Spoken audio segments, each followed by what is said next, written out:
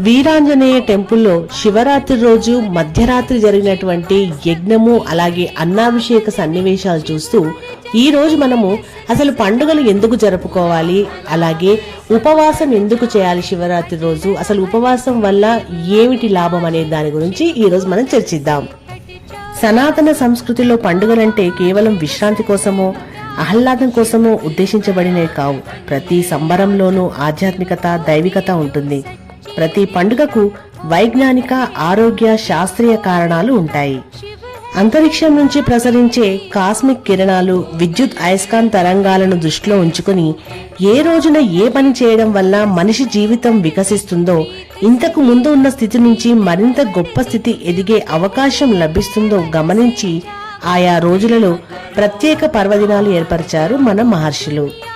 శివరాత్రి యోగరాత్రి. శివరాత్రికి రోజు ప్రకృతిలో ఉండేటువంటి తరంగాలు, అంతరిక్షం నుంచి వెలువడే కాస్మిక్ కిరణాలు విశ్వమానవ వికాసానికి, మనిషి తన పరిపూర్ణమైనటువంటి రూపాన్ని తెలుసుకోవటానికి, ఆత్మ సాక్షాత్కారానికి తోడ్పడతాయి.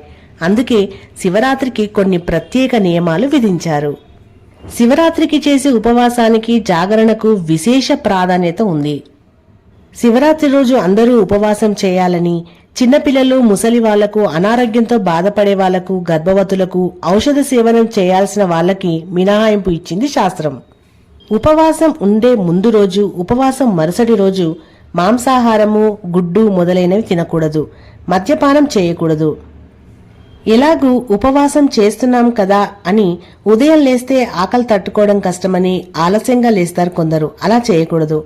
ఉపవాసం ఉండే రోజు ఉదయం సూర్యోదయానికి ముందే నిద్రలేచి తలస్నానం చేసి ఈ రోజు నేను శివునికి ప్రీతికరంగా శివరాత్రి ఉపవాసం చేస్తున్నాను అని సంకల్పం చెప్పుకోవాలి. ఉపవాసం అనే పదానికి దగ్గరగా ఉండడం అని అర్థం. భగవంతునికి మనసును, ఇంద్రియాలను దగ్గరగా జరపడమే ఉపవాసం.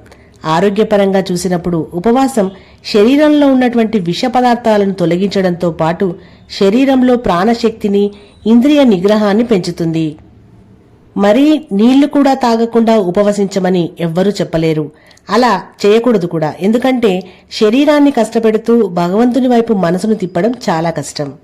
నచ్చితే లైక్ చేసి ఓం నమః శివాయ అంటూ కామెంట్ చేసేయండి.